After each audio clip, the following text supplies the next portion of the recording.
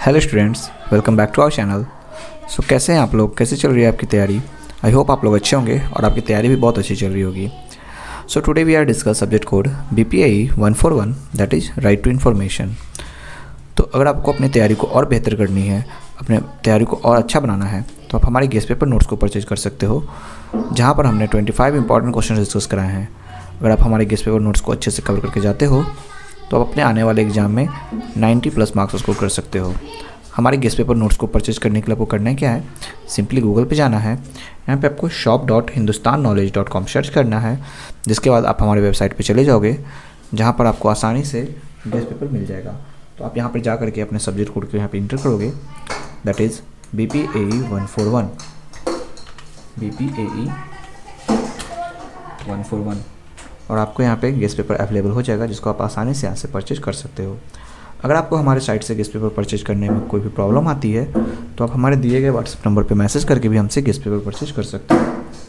हमारा नंबर है 9580023321। हमारे गेस्ट पेपर को परचेज करके आप अपनी तैयारी को और बेहतर कर सकते हो और अच्छे मार्क्स स्कोर कर सकते हो। ओके स्टूडेंट्स, आज का सेशन आपके लिए बहुत ही इंपॉर्टेंट होने वाला है, तो इसे अंत तक ज़रूर देखें। अगर आपको हमारे सेशन पसंद आते हैं तो इसे लाइक करें। अगर आपने अभी तक हमारे चैनल को सब्सक्राइब नहीं करा है तो इसे सब्सक्राइब कर दें, जहां पर आपके लिए ऐसे ही इंपॉर्टेंट सेशंस हम लाते रहते हैं। अगर आपने अभी तक हमारे व्हाट्सएप चैनल या फिर टेलीग्राम ग्रुप को ज्वाइन नहीं करा है तो उसे ज्वाइन कर लें, जिसका लिंक हमने डिस्क्रिप्शन में दे रखा है, जहां पर आपको एग्जाम से रिलेटेड रेगुलर अपडेट्स मिलते रहते हैं। तो आइए आज के सेशन को स्टार्ट करते हैं। पहला क्वेश्चन जो हम यहाँ पर डिस्कस करने वाले हैं, that is analyse the framework to right to information, that is RTI act of 2005। The Right to Information Act 2005 is an important law in India that gives citizens the right to access information from public authorities. तो जो right to information यानी कि जानकारी का अधिकार, ये जो act लाया गया था, दैट इज़ RTI एक्ट, जो 2005 में आया, ये बहुत ही इंपॉर्टेंट लॉ बना भारत के अंदर, जहाँ पे इनके नागरिकों को अधिकार मिला कि वो किसी भी पब्लिक अथॉरिटीज़ से जानकारी प्राप्त कर सकते हैं। It was enacted to promote transparency, accountability and good governance। और ये लाया गया ताकि जो भी काम हो उसके अंदर प्रमोशन मिले ट्रांसपेरेंसी को, यानी कि जो भी चीज़ें हो वो साफ साफ दिखाई दे कि काम कितनी हो रही है, नहीं हो रही है, उसकी एक अकाउंटेबिलिटी मिले, यानी कि सॉरी फॉर बैकग्राउंड डिस्टर्बेंस, और अकाउंटेबिलिटी मिले, दैट इज़ कि अगर कोई काम कर रहा है तो उसके वो जिम्मेदारी अपनी ले, और गुड गवर्नेंस देखने को मिले। Before the RTI act it was difficult for ordinary citizens to obtain information about government decisions and activities.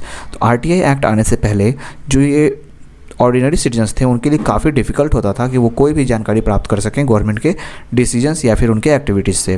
The act empowers people to ask questions and receive information from government department. और ये जो act है ये कहीं ना कहीं लोगों को ताकत दिया कि वो सवाल कर सकें और जानकारी प्राप्त कर सकें किसी भी गवर्नमेंट डिपार्टमेंट से। अगर हम इसके ऑब्जेक्टिव को बात करें तो इसके जो ऑब्जेक्टिव्स हैं वो हम समझते हैं। Objectives of the RTI act, the main objectives of the RTI act are, first is the to promote transparency in government functioning. तो गवर्नमेंट के जो भी काम हैं उसमें ट्रांसपेरेंसी लाना, ये इसका सबसे इंपॉर्टेंट यहाँ पे हो जाता है। Second is the to make public authorities accountable to citizens. जो भी पब्लिक अथॉरिटीज़ हैं, यानी कि जो पब्लिक के लिए काम करने वाले जितने भी अथॉरिटीज़ यहाँ पे हैं, उनको अकाउंटेबल बनाता है उनके सिटीजन के प्रति। Third is to reduce corruption and misuse of power. तो जो करप्शन है या फिर जो पावर का मिसयूज है उसको कम करने के लिए लाया गया था। To strengthen democracy by ensuring inform participation of citizen. और यहाँ पे डेमोक्रेसी को मजबूत करने के लिए कैसे? तो जो भी सिटीजन हैं उनको एक इन्फॉर्म पार्टिसिपेशन बनाने के लिए किसी भी चीज़ में, उसके लिए भी इसको लाया गया था। ठीक है, ये सारे इसके ऑब्जेक्टिव्स थे। अब क्या है फ्रेमवर्क RTI का, ये हम समझते हैं। First is the right to access information. Under the Act, every Indian citizen has the right to seek information from public authorities।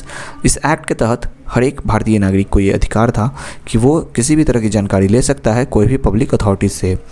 Information में include records, documents, reports, emails, circulars, orders and other official materials maintained by government offices. और इसमें जो जानकारी होगा वो किसी भी चीज़ के लिए हो सकता है, चाहे वो कोई रिकॉर्ड हो सकता है, कोई डॉक्यूमेंट हो सकता है, किसी तरह का रिपोर्ट या फिर ईमेल हो सकता है, सर्कुलर्स हो सकता है, कोई ऑर्डर हो सकता है, या फिर कोई भी ऑफिस का मटेरियल हो सकता है जिसको सरकार के ऑफिसर, गवर्नमेंट ऑफिसर्स द्वारा मेंटेन किया जाता है। Next is the public authorities. The Act applies to all public authorities, including government ministries, departments, local bodies, public sector undertakings, and institutions substantially funded by the government. और ये जो act है वो हर एक पब्लिक अथॉरिटीज़ को apply किया जाएगा, हर एक पब्लिक अथॉरिटीज़ पे अप्लाई होगा, चाहे उसके अंदर कोई गवर्नमेंट का मिनिस्ट्री हो, चाहे कोई गवर्नमेंट का डिपार्टमेंट हो, कोई लोकल बॉडी हो, कोई पब्लिक सेक्टर अंडरटेकिंग हो, या फिर कोई भी ऐसा इंस्टीट्यूशंस हो जिसको कि गवर्नमेंट फंड कर रही हो। These organizations are required to provide information when requested। और ये सारे ऑर्गेनाइजेशंस को ये ज़रूरी है कि वो क्या करेंगे, इन्फॉर्मेशंस प्रोवाइड करेंगे जब उनसे रिक्वेस्ट किया जाएगा, यानी जब भी आरटीआई का मांग होगा तो उनको अपना इन्फॉर्मेशन देना ही होगा, ठीक है।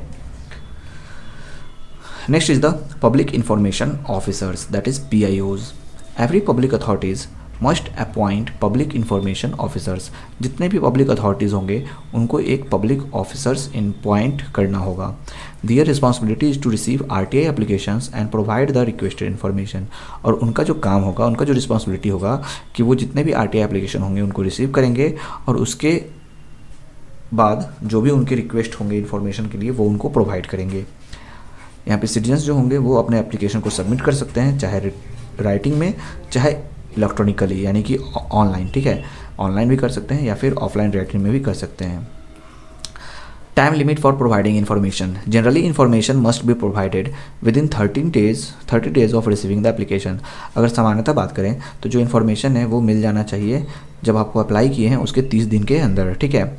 If the information concerns the life और liberty of a person it must be provided within 48 hour. और अगर वो जो इन्फॉर्मेशन है वो किसी के जीवन का या फिर किसी के आज़ादी का हो, किसी भी इंसान के, तो उसको 48 घंटे के अंदर प्रोवाइड करना यहाँ पे ज़रूरी है। This ensures timely access to informations. और ये पक्का करता है कि यहाँ पे आपकी इन्फॉर्मेशन को टाइमली एक्सेस मिले, ठीक है। Next is appeals and complaints. If an applicant is not satisfied with the response they can file a first appeal before a senior officer. अगर कोई एप्लीकेंट्स है जिसने अप्लाई किया था RTI का और वो सेटिस्फाई नहीं है उसके रिस्पॉन्स से, तो वो एक फ़ाइल कर सकता है वहाँ पे अपना पहला अपील, ठीक है, किसी भी सीनियर ऑफिसर को। If dissatisfaction continues a second appeal can be made to the central information commission that is CIC और state information commission that is SIC। और अगर फिर भी उसको सेटिस्फैक्शन नहीं मिलता है या फिर कहें तो डिससेटिस्फैक्शन फिर से रहता है, तो वो एक सेकेंड अपील कर सकता है, जो कि वो 2 जगह पे कर सकता है। या तो वो सेंट्रल इन्फॉर्मेशन कमीशन CIC के पास कर सकता है या फिर स्टेट इन्फॉर्मेशन कमीशन SIC के पास कर सकता है। इसका क्या एग्जाम्पशन होता है ये भी देखते हैं। Certain information is exempt from disclosure such as matters related to national security, foreign relations, personal privacy and confidential information protected by laws. These exemptions help protect sensitive information. कुछ चीज़ों में आप यहाँ पे RTI नहीं ले सकते हो, जैसे कि कोई भी डिस्क्लोजर होगा, जैसे कि कुछ ऐसे मैटर जो नेशनल सिक्योरिटी से बिलोंग करते हों, फॉरेन रिलेशन से हों, ठीक है, कोई पर्सनल प्राइवेसी हो या फिर कोई भी कॉन्फिडेंशियल इन्फॉर्मेशन हो जिसको लॉ के द्वारा प्रोटेक्ट किया गया है, ठीक है। तो इन सब चीज़ों के जहाँ पे सेंसिटिव इन्फॉर्मेशन होता है उसको प्रोटेक्ट करने के लिए यहाँ पे एग्जाम्पशंस दिए गए हैं।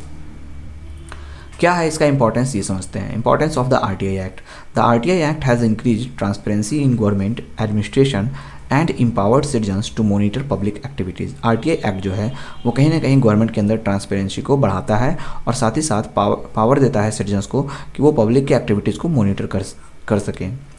It has helped expose corruption, improve service delivery and strengthen public trust in government institutions. ये मदद करता है करप्शन को बाहर निकालने में, ठीक है, मतलब उसको एक्सपोज करने में, ठीक है, इम्प्रूव करता है सर्विस को देने में और साथ ही साथ पब्लिक ट्रस्ट को मजबूत करता है गवर्नमेंट के इंस्टीट्यूशन के अंदर, ठीक है। कंक्लूजन में हम बताएंगे the RTI act 2005 is a powerful tool for ensuring transparency and accountability in governance. जो RTI एक्ट था 2005 का वो एक बहुत ही पावरफुल टूल था जो कि ट्रांसपेरेंसी और अकाउंटेबिलिटी लाता है गवर्नमेंट के अंदर। By giving citizens access to government information, it promotes democratic participation and help create a more open and responsible administration। तो यहाँ पे ये जो सिटीजन्स हैं उनको RTI एक्ट मिलने से क्या होता है, एक तरह से उनको इन्फॉर्मेशन मिलता है जो कि प्रमोट करता है डेमोक्रेटिक पार्टिसिपेशन उनका, ठीक है, और साथ ही साथ एक बहुत ही ओपन और रिस्पॉन्सिबल एडमिनिस्ट्रेशन को भी बनाने में मदद करता है। The act play a vital role in protecting citizens right and strengthening democracy in India. ये जो एक्ट है ये एक अहम भूमिका निभाता है जो नागरिक हैं उनके अधिकारों को प्रोटेक्ट करने में और साथ ही साथ जो लोकतंत्र है भारत के अंदर उसको भी ये मजबूत करता है। तो कहीं ना कहीं जो RTI एक्ट है जो 2005 में आया था ये बहुत ही इंपॉर्टेंट यहाँ पे हो जाता है पब्लिक के नज़रिए से, ठीक है। नेक्स्ट क्वेश्चन जो हम देखने वाले हैं that is in India the civil society play a key role in the evolution of right to information act elaborate. तो अगर भारत के अंदर बात करें तो जो सिविल सोसाइटी है उसका एक अहम भूमिका यहाँ पे हो जाता है right to information that is the RTI के एवोल्यूशन में। इसको हम अच्छे से समझेंगे। So, the Right to Information Act 2005 is one of the most important laws in India for ensuring transparency and accountability in government functioning। तो government के काम के अंदर जैसा कि हम देख सकते हैं अकाउंटेबिलिटी लाना और ट्रांसपेरेंसी लाना कहीं ना कहीं ये बहुत ही यहाँ पे right to information that is the RTI act का बहुत ही बड़ा रोल है इसमें, ठीक है।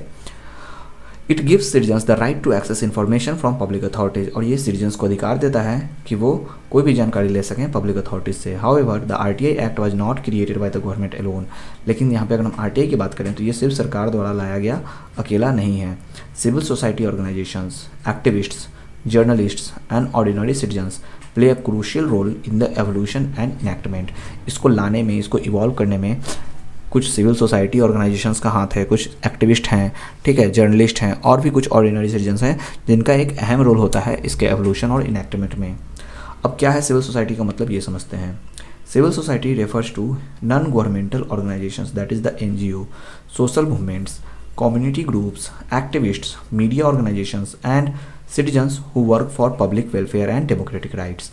अब अगर सिविल सोसाइटी की बात कर रहे हैं तो इसके अंदर एनजीओ आते हैं, ठीक है, सामाजिक कार्यकर्ता जो होते हैं वो आते हैं, ठीक है, कोई भी कम्युनिटी के ग्रुप आते हैं, एक्टिविस्ट आते हैं, ठीक है, और मीडिया ऑर्गेनाइजेशंस के साथ साथ कुछ नागरिक भी आते हैं जो कि पब्लिक के वेलफेयर और डेमोक्रेटिक राइट्स के लिए काम करते हैं।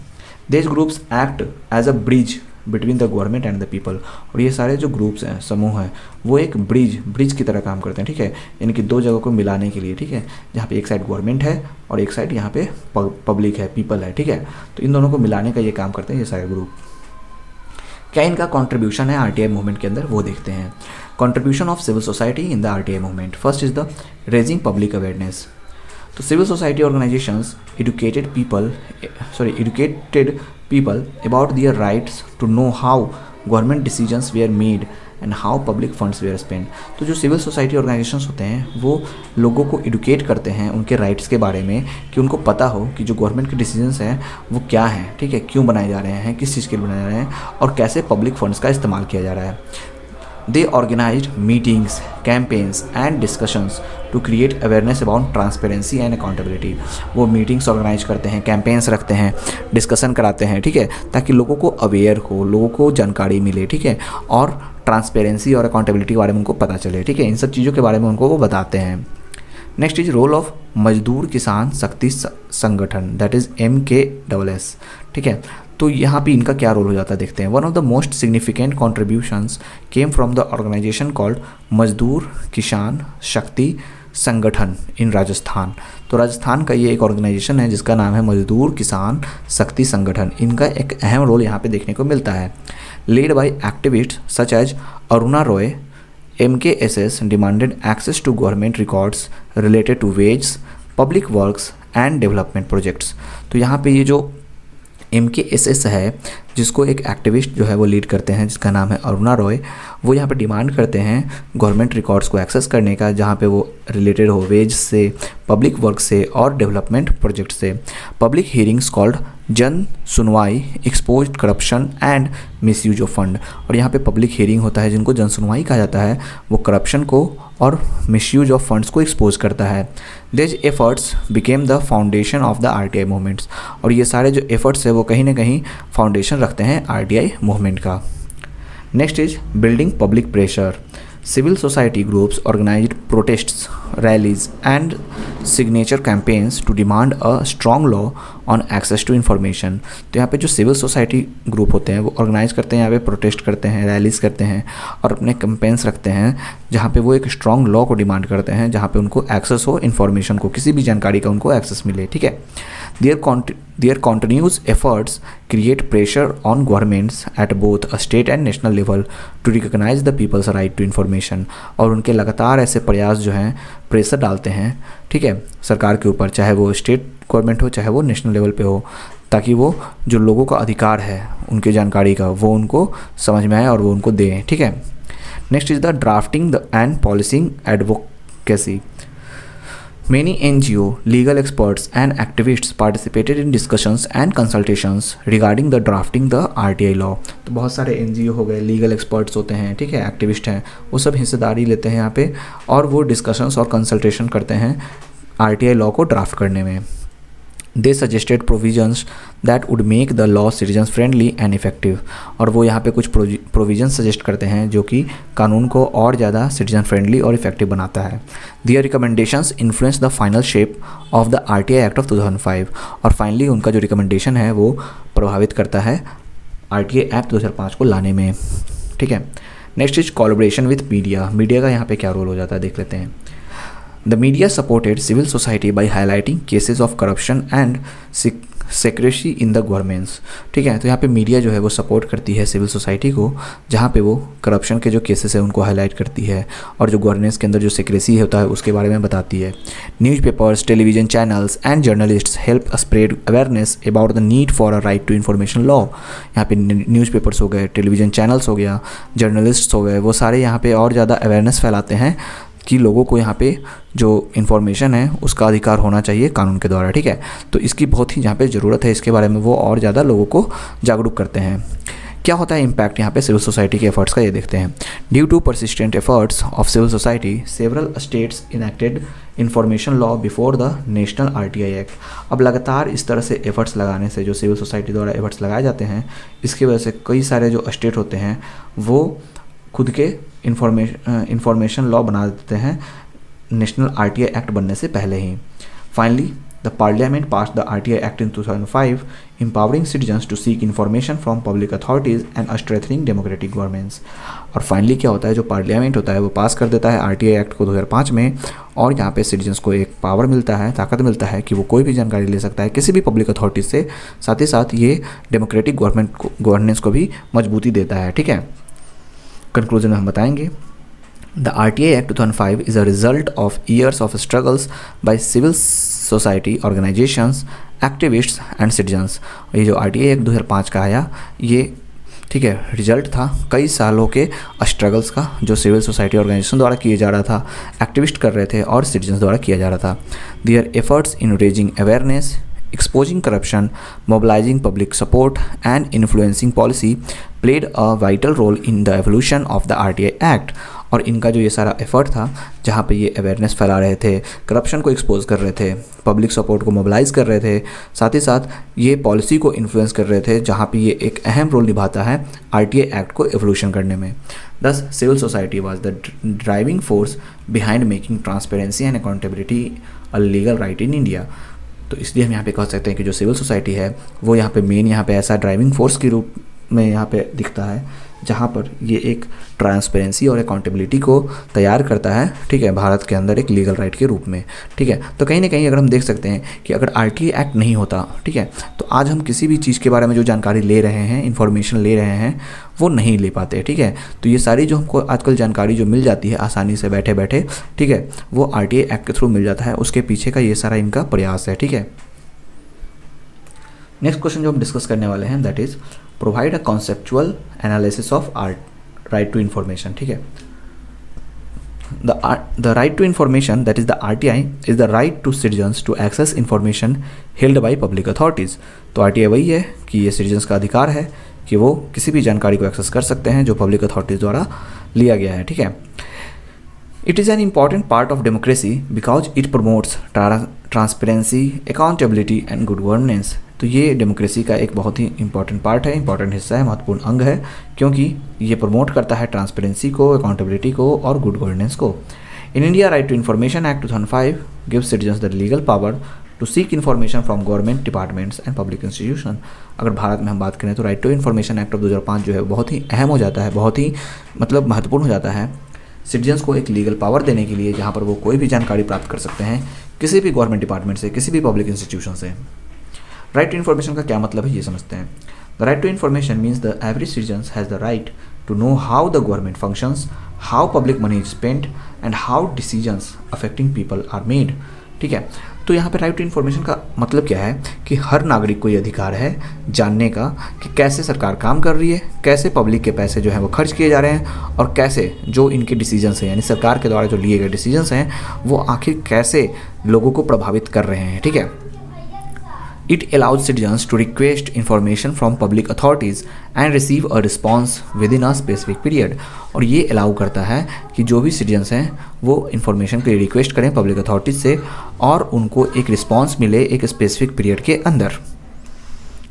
अगर स्पेसिफिक पीरियड के अंदर नहीं मिलता है तो वो आगे अपील कर सकते हैं, ठीक है। RTI is based on the principle that government information belong to the people because the government work on behalf of citizens.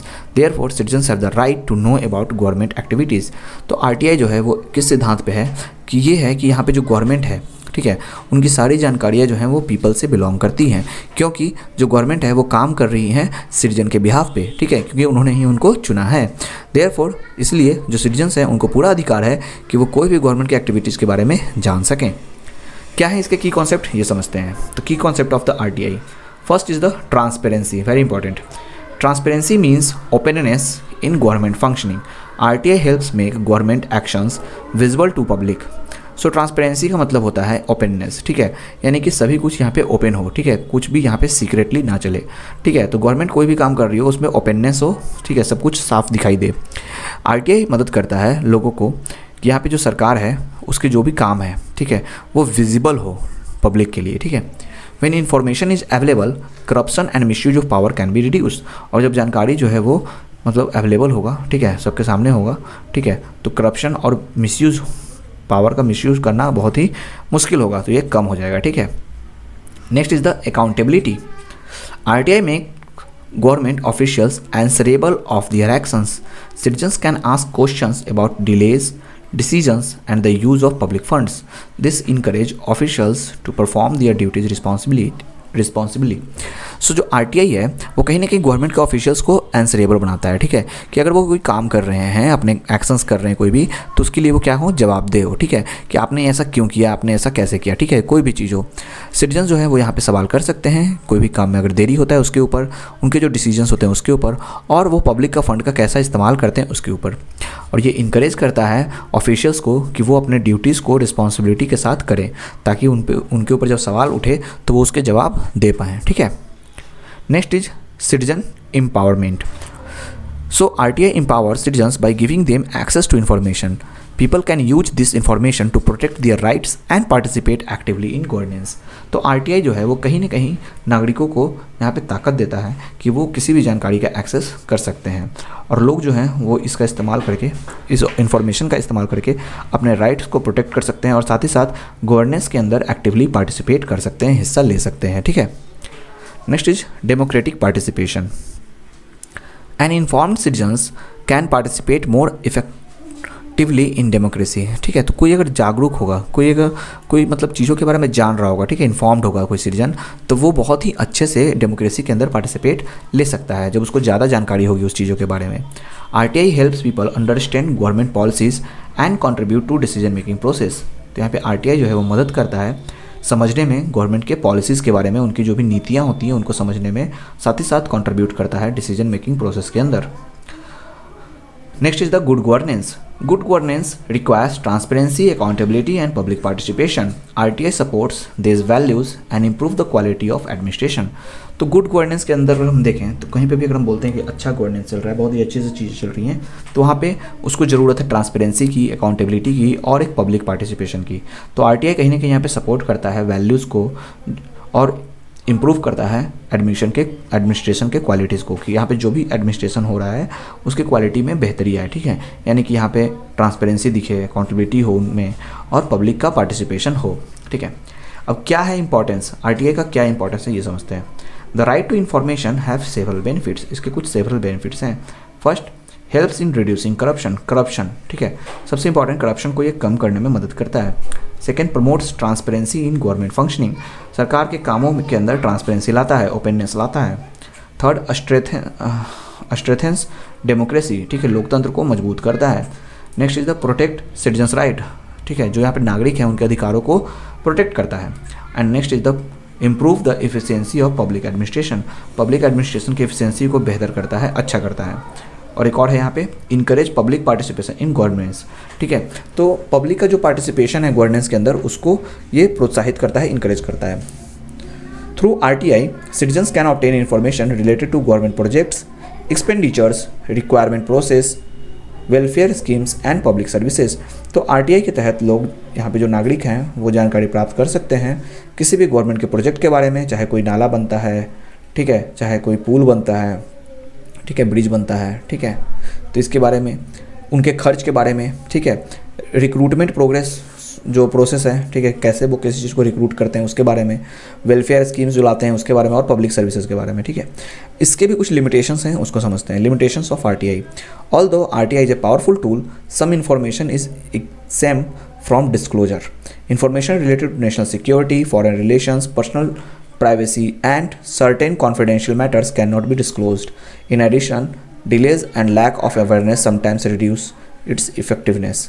तो यहाँ पे अगर हम देखें RTI एक पावरफुल टूल है, लेकिन कुछ जानकारी जो है उसको यहाँ पे नहीं दिया जाता है, ठीक है, उसको डिस्क्लोजर करके रखा गया है, ठीक है, मतलब उससे हटा करके रखा गया है, ठीक है। जैसे कि इन्फॉर्मेशन अगर कोई नेशनल सिक्योरिटी से रिलेटेड हो, फॉरेन रिलेशन से रिलेटेड हो, पर्सनल प्राइवेसी से हो, या फिर कोई भी कॉन्फिडेंशियल मैटर के ऊपर हो, ये डिस्क्लोजर नहीं किया जाता है, ठीक है। इसको मतलब कि सीक्रेट रखा जाता है, इसको नहीं लाया जाता है मार्केट, मतलब लोगों के प्रति, ठीक है, पब्लिक नहीं किया जाता है।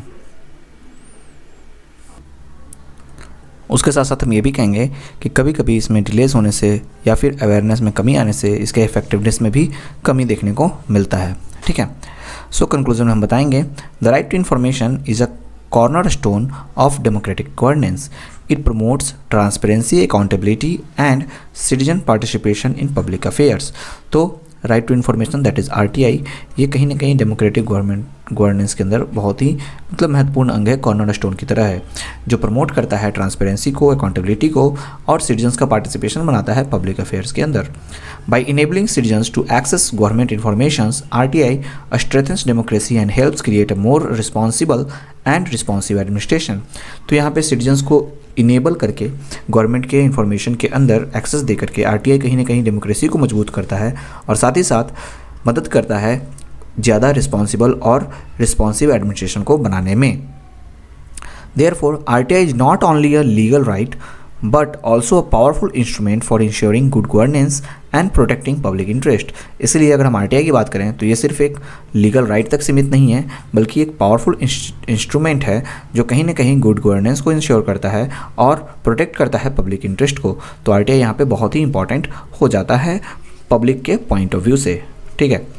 नेक्स्ट क्वेश्चन जो हम डिस्कस करने वाले हैं that is describe the powers and functions of a state information commission that is SIC। तो स्टेट इंफॉर्मेशन कमीशन का क्या यहाँ पे फंक्शन है और पावर है, इसको हम समझेंगे।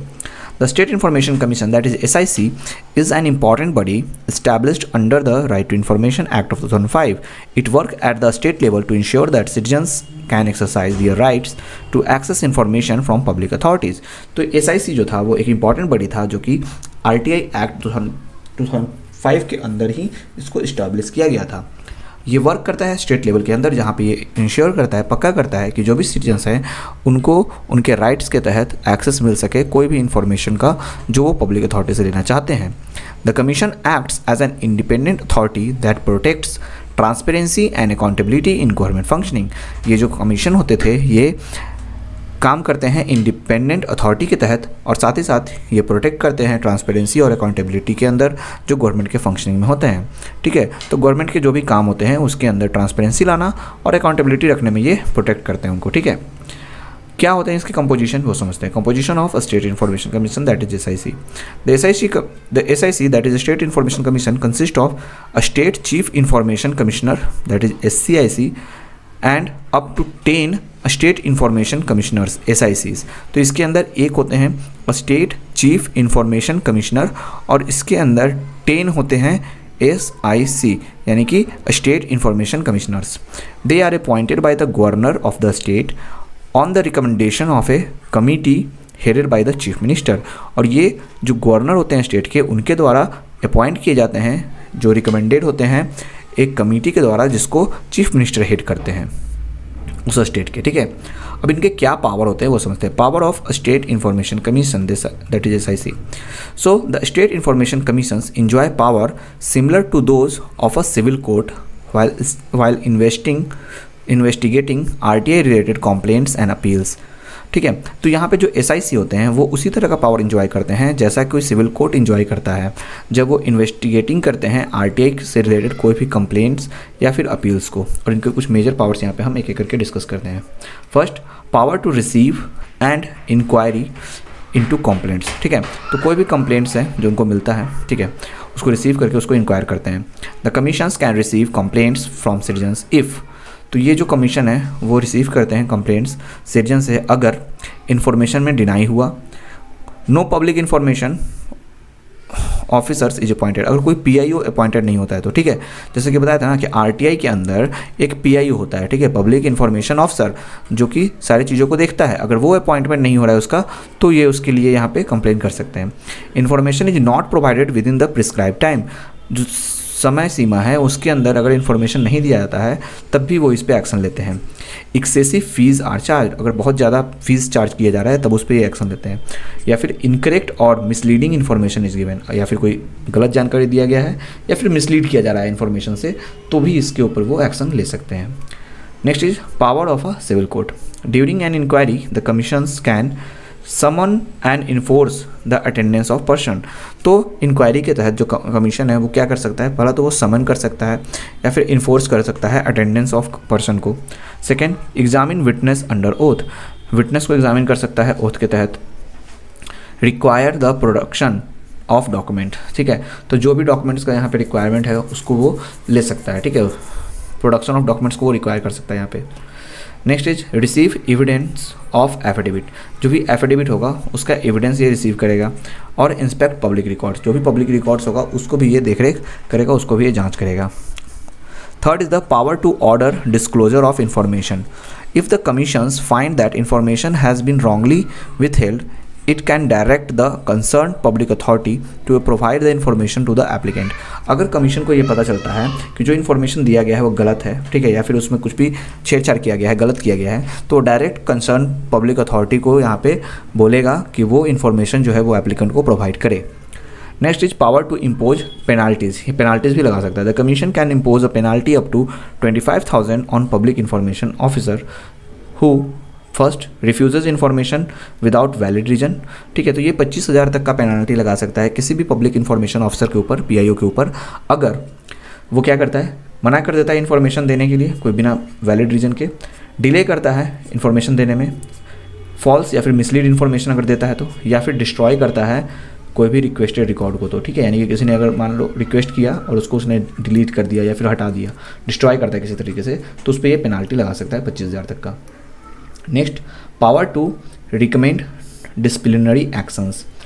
इन serious cases the commissions can recommended disciplinary actions against the concern officer under the applicable service rules. तो जब सीरियस कंडीशन अगर होता है कहीं पे, तो वहाँ पे कमीशन जो है वो एक डिसिप्लिनरी एक्शन भी रिकमेंड कर सकता है उसके खिलाफ जो वहाँ पे कंसर्न ऑफिसर होगा, ठीक है, किसी भी एप्लीकेबल सर्विस रूल्स के अंदर जो है एप्लीकेबल हो, ठीक है। अब हम इसके कुछ फंक्शंस को समझते हैं, स्टेट इन्फॉर्मेशंस के क्या फंक्शंस हैं। तो the main functions of the commissions are first, hearing and deciding appeals filed under the RTI act. तो सबसे पहला तो यही है कि इसको हियरिंग करना होता है और अपील्स को डिसाइड करना होता है जो RTI एक्ट के अंदर फाइल किया गया है। Second is the investigating complaints related to denial of information. अगर हमको इन्फॉर्मेशन के लिए डिनायल मिला है, ठीक है, जिसका हमने रिक्वेस्ट किया था, तो उसको ये इन्वेस्टिगेट करेगा उस कंप्लेंट्स को। Next is the promoting transparency and accountability in public administration. Public administration के अंदर, ठीक है, ये अकाउंटेबिलिटी और ट्रांसपेरेंसी को प्रमोट करेगा। Next, monitoring the implementation of the RTI act in the state. State के अंदर RTI एक्ट अच्छे से इम्प्लीमेंट हुआ है कि नहीं, उस पर अच्छे से काम हो रहा है कि नहीं, इसको ये मॉनिटर करेगा। Next, advising public authorities on improving records management and information access. Advice करेगा पब्लिक अथॉरिटीज़ को उनके रिकॉर्ड मैनेजमेंट को इम्प्रूव करने के लिए और इंफॉर्मेशन एक्सेस को बेहतर बनाने के लिए। And the last is the preparing annual reports on the implementation of the RTI Act and submitting them them to the state government. उसके बाद ये एनुअल रिपोर्ट प्रिपेयर करेगा जो भी आरटीआई एक्ट पे इम्प्लीमेंट हुआ है पूरे साल भर का उसका, और उसको सबमिट करेगा अपने स्टेट गवर्नमेंट को। तो ये सारे काम होते हैं इनके, ठीक है, जो एसआईसी होते हैं इनके ये सारे काम होते हैं, ठीक है। कंक्लूजन में हम बताएंगे the state information commission play a vital role in ensuring citizens right to information. तो जो एसआईसी है यानी स्टेट इन्फॉर्मेशन कमीशन, वो एक अहम भूमिका निभाता है जो नागरिक हैं उनके अधिकारों को, ठीक है, इंश्योर करने के लिए, जानकारी का जो अधिकार होता है राइट टू इन्फॉर्मेशन उसके लिए। Through its power of inquiry, penalty and enforcement it helps make government functioning more transparent, accountable and citizen friendly. तो अपने ये कुछ ताकत से, जैसे कि पावर ऑफ इंक्वायरी है इसके पास, पेनल्टी देने का पावर है, ठीक है, इन्फोर्समेंट का पावर है, इसके मदद से कहीं ना कहीं गवर्नमेंट को और ट्रांसपेरेंट, अकाउंटेबल और सिटीजन फ्रेंडली रूप में काम करने के लिए मतलब तैयार करता है। It serves as an important guardian of democratic governance and public participation. और ये एक इम्पॉर्टेंट गार्जियन की तरह काम करता है यहाँ पे, ठीक है, सर्व करता है डेमोक्रेटिक गवर्नमेंट के अंदर और पब्लिक पार्टिसिपेशन में, ठीक है। तो कहीं ना कहीं अगर हम एसआईसी का बात करें तो ये एक अहम रोल निभाता है पब्लिक के पॉइंट ऑफ व्यू से, जहाँ पर पब्लिक को इस पर ट्रस्ट होता है कि ये हमारे, अगर आरटीआई एक्ट हमने फाइल किया है, ठीक है, और वहाँ पे हमको कुछ डिनायल मिल रहा है, तो हमारे लिए कौन बैठा हुआ है यहाँ पे, एसआईसी बैठा हुआ है, ठीक है, जो कि इसको देखेगा और इसको इम्प्रूव करेगा। तो एसआईसी का बहुत ही इंपॉर्टेंट यहाँ पे रोल हो जाता है। तो इस तरह से हमने आज का सेशन कंप्लीट किया BPAE 141। आई होप आपको ये सेशन अच्छा लगा होगा। इसमें हमने कुछ इंपॉर्टेंट क्वेश्चंस आज हमने देखे और उसको अच्छे से डिस्कस किए। अगर आपको सेशन पसंद आया है तो इसे लाइक करें। अगर आपने अभी तक हमारे चैनल को सब्सक्राइब नहीं करा है तो उसे सब्सक्राइब कर दें। और अगर आपने अभी तक हमारे गेस्ट पेपर को परचेज नहीं करा है तो हमारे साइट से गेस्ट पेपर परचेज कर सकते हो, ठीक है, या फिर हमारे व्हाट्सअप नंबर 9580023321 पे मैसेज करके भी हमसे गेस्ट पेपर परचेज कर सकते हो। Okay students, have a good day, take care, bye bye, all the best for your exam.